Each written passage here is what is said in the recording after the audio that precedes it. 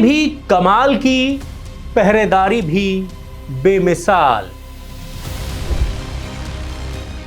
जब खुल गई पोल तो कहने लगे सबका सब है मायाजाल।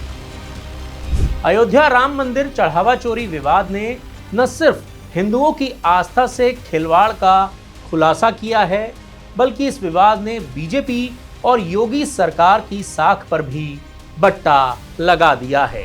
श्री राम जन्मभूमि तीर्थ क्षेत्र ट्रस्ट के पूर्व महासचिव चंपत राय का इस्तीफा क्या मंजूर हुआ? साहब के तेवर ही बदल गए।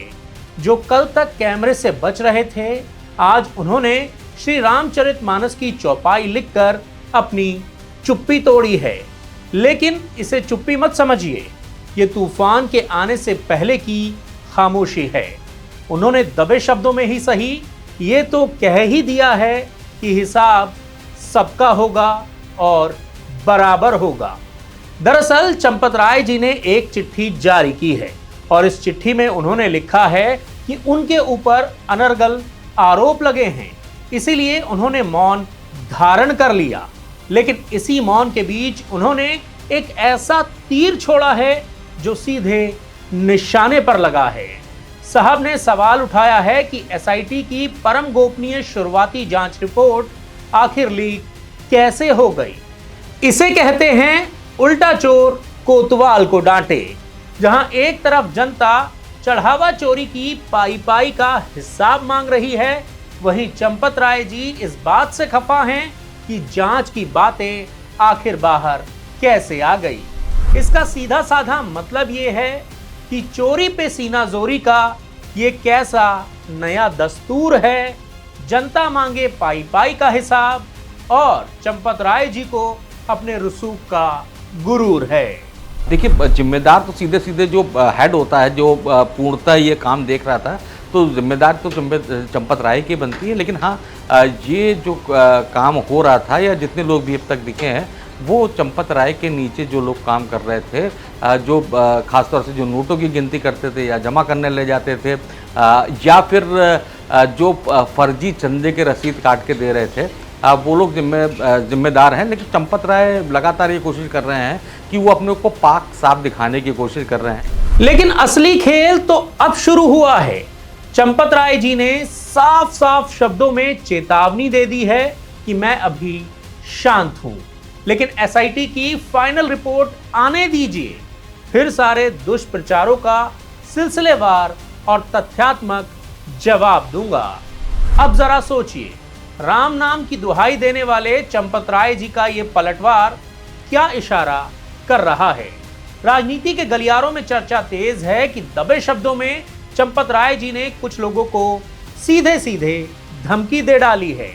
हम तो डूबेंगे ही सनम, साथ में तुम्हें भी ले डूबेंगे।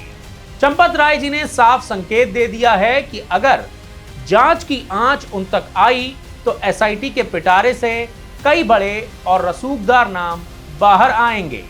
माने संकेत एकदम साफ है। मौन के पीछे कोई बहुत बड़ा राज छिपा है। जांच का चक्र अगर घूमा तो खतरे में कईयों का ताज है। एसआईटी की पूरी रिपोर्ट नहीं आई है, उस तरह का बयान चंपत राय की तरफ आना ही नहीं चाहिए था, क्योंकि वो खुद जांच के घेरे में खुद इस्तीफा भी दे चुके हैं, तो उनको इस तरह के पब्लिक में कमेंट नहीं डालने चाहिए। मतलब एकदम साफ है। जो लोग अब तक चंपत राय जी का इस्तीफा कराकर दूध के धुले बनने की कोशिश कर रहे थे, उनकी धड़कनें अब बढ़ गई हैं। अब जनता सोच में पड़ गई है कि आखिर इस राम मंदिर के चढ़ावे के खेल में और कितने मगरमच्छ छुपे बैठे हैं। क्या फाइनल रिपोर्ट आने के बाद सच में कोई बड़ा धमाका होगा, या फिर हर बार की तरह रात गई और बात गई कहकर मामले को रफा दफा कर दिया जाएगा? आपको क्या लगता है, चंपत राय जी का ये मौन सिर्फ एक रक्षा कवच है या फिर वाकई में ही कोई बहुत बड़ी सियासी धमकी है? चलिए, ये तो बात हो गई राम मंदिर चढ़ावा चोरी की। अब बात करते हैं मध्य प्रदेश की। मध्य प्रदेश के पर्यावरण मंत्री भूपेंद्र यादव के दफ्तर में सब कुछ ठीक चल रहा था, क्या चार चार निजी सचिवों को एक साथ हटाने के पीछे सिर्फ एक प्रशासनिक फैसला है या फिर मामला कुछ और ही है? क्या इसमें भ्रष्टाचार का कोई एंगल है? क्या मंत्रियों के निजी सचिव अपनी सीमा लांघकर कामकाज में दखल देने लगे थे? क्या मंत्री जी को ही अंधेरे में रखा गया? या फिर मोदी सरकार ये साफ संदेश देना चाहती है कि गड़बड़ी की जरा सी भी भनक मिली तो किसी को भी बख्शा नहीं जाएगा, चाहे वो कितना भी करीबी क्यों ना हो? यही वो सवाल है जो इस समय दिल्ली के सत्ता के गलियारों में कानों कान घूम रहे हैं। वजह है केंद्रीय पर्यावरण मंत्री भूपेंद्र यादव का एक ऐसा फैसला जिसने सियासी गलियारों से लेकर नौकरशाही तक हर किसी का ध्यान अपनी तरफ खींच लिया है। बताया यह भी जा रहा है कि मंत्री जी ने एक ही झटके में अपने चारों के चारों निजी सचिवों को हटा दिया। किसी मंत्री के कार्यालय में समय समय पर बदलाव होना नई बात नहीं है, लेकिन पूरे पर्सनल स्टाफ पर एक साथ गाज गिर जाना यह बिल्कुल सामान्य बात नहीं है। यही वजह है कि इस फैसले ने चर्चाओं का बाजार गर्म कर दिया है। यानी अगर आप 7-8 मंत्रियों की लिस्ट बनाए जो प्रधानमंत्री मोदी के और गृह मंत्री अमित शाह के लाडले हैं और हर मुसीबत में या हर बड़े दायित्व या हर बड़े राज्य के चुनाव के समय जिनको याद किया जाता है, तो उसमें भूपेंद्र यादव शामिल है। एक के बाद एक कई राज्यों में उन्होंने चुनाव जितवाया भी है। तो आला कमान के इतने करीबी मंत्री और खास तौर से केंद्रीय गृह मंत्री अमित शाह के इतने करीबी मंत्री, लाडले मंत्री के एक के बाद एक 4 स्टाफों को निकाल दिया जाए। और उससे भी बड़ी बात है कि ये खबर बाहर आती कब है? ये खबर तब बाहर आती है जब प्रधानमंत्री विदेश दौरे पर होते हैं और प्रधानमंत्री कार्यालय को बाकायदा इसकी सूचना भेजी जाती है। तो पहली बात, एक साथ 4 लोगों का निकाला जाना। दूसरी बात, उस खबर का बाहर निकलकर सामने आ जाना। तीसरी बात, उस खबर का बाहर निकलकर तब सामने आना जब प्रधानमंत्री खुद विदेश की धरती पर होते हैं। ये तीनों चीजें बताती है कि ये कोई सामान्य घटना नहीं है, ये कोई छोटी मोटी घटना नहीं है, ये अपने आप में बहुत बड़ी घटना है। और इसका जो पूरा सच है वो जिस दिन भी सामने आएगा उस दिन शायद इस देश की राजनीति में एक तहलका मचता हुआ नजर आएगा। आपको बता दें कि किसी भी केंद्रीय मंत्री को अपने निजी स्टाफ को रखने और हटाने का पूरा अधिकार होता है, इसलिए सिर्फ इस फैसले के आधार पर किसी अनियमितता या भ्रष्टाचार का निष्कर्ष निकालना सही नहीं होगा। लेकिन राजनीति में अक्सर ये भी कहा जाता है कि बिना हवा के पत्ता नहीं हिलता, और जब एक साथ पूरे के पूरे स्टाफ को बदल दिया जाए तो सवाल उठने लाजमी हो जाते हैं, स्वाभाविक हो जाते हैं। क्या ये महज प्रशासनिक फेरबदल है? क्या मंत्रालय के भीतर कामकाज को लेकर कोई नाराजगी थी? क्या कुछ ऐसा हुआ जिसकी जानकारी मंत्री जी तक बाद में पहुंची? या फिर ये सरकार की तरफ से जीरो टॉलरेंस की नीति का सख्त संदेश है कि अगर व्यवस्था पर जरा सा भी दाग लगाने की कोशिश हुई तो तुरंत कार्रवाई होगी, उसमें कोई देरी नहीं होगी? इन सवालों के जवाब फिलहाल किसी के पास नहीं है, क्योंकि सरकार और मंत्रालय दोनों ने इस मामले पर चुप्पी साध रखी है।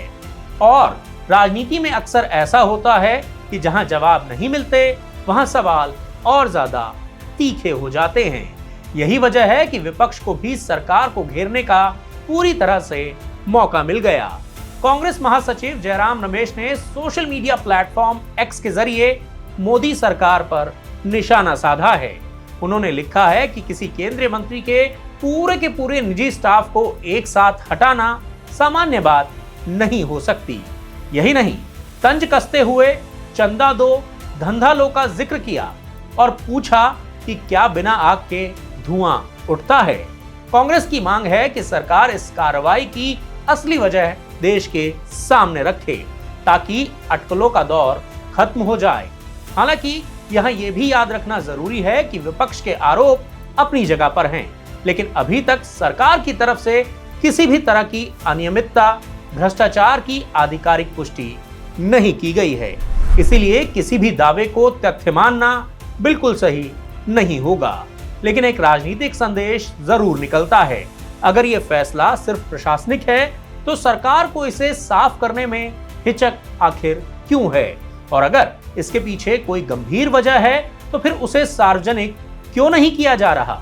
आखिर लोकतंत्र में पारदर्शिता भी जवाबदेही का ही हिस्सा है। भूपेंद्र यादव मोदी सरकार के वरिष्ठ मंत्रियों में गिने जाते हैं। संगठन और सरकार दोनों में उनकी मजबूत पकड़ मानी जाती है। ऐसे नेता के दफ्तर में एक साथ इतना बड़ा बदलाव होना स्वाभाविक रूप से सुर्खियां तो बटोरेगा ही। यही कारण है कि इस फैसले को सामान्य तबादले की तरह देखने को हर कोई तैयार नहीं है। अब निगाहें सरकार पर टिकी हैं। क्या सरकार इस पूरे मामले पर चुप्पी तोड़ेगी?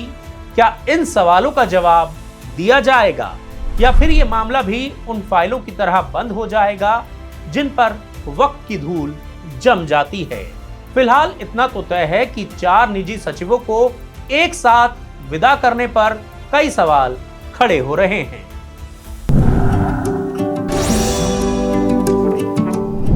तो मध्य प्रदेश के बाद अब बात करते हैं गुरुग्राम की। गुरुग्राम में मॉनसून की पहली बारिश क्या आई, अपने साथ आफत ही आफत लाई। सड़कें बनी समंदर और हाईवे बन गया तालाब।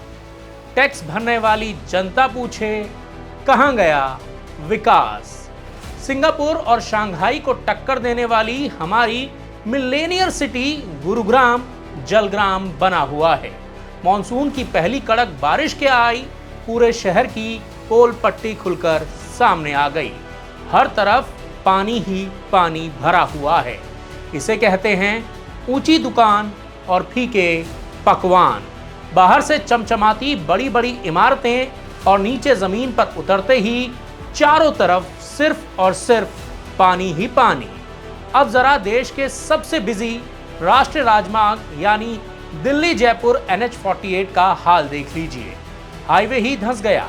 इसके बाद हाईवे पर ऐसा जाम लगा कि 10 किलोमीटर दूर तक गाड़ियों की कतार देखने को मिली। गाड़ियों की कतारें लंबी, थमा हुआ है हर चक्का। स्मार्ट सिटी के दावों पर जनता को लगा बड़ा झटका। जब पानी सिर से ऊपर गुजर गया तो पुलिस प्रशासन ने कंपनियों से अपील की है कि अपने कर्मचारियों को अगले कुछ दिनों तक वर्क फ्रॉम होम दे दें। इसे कहते हैं ना रहेगा बांस और ना बजेगी बांसुरी। यानी ना तो हम सड़कें ठीक करेंगे और ना ही जल भराव को रोकेंगे। आप बस अपने घर में दुबक कर बैठ जाइए। करोड़ों का टैक्स देने वाले टेक इंजीनियर्स अब नाव खरीदने की सोच रहे हैं ताकि मॉनसून के दौरान उन्हीं नावों का इस्तेमाल कर दफ्तर जाया जा सके। लेकिन अब सवाल यह है कि आखिर हर साल करोड़ों का बजट जाता कहां है?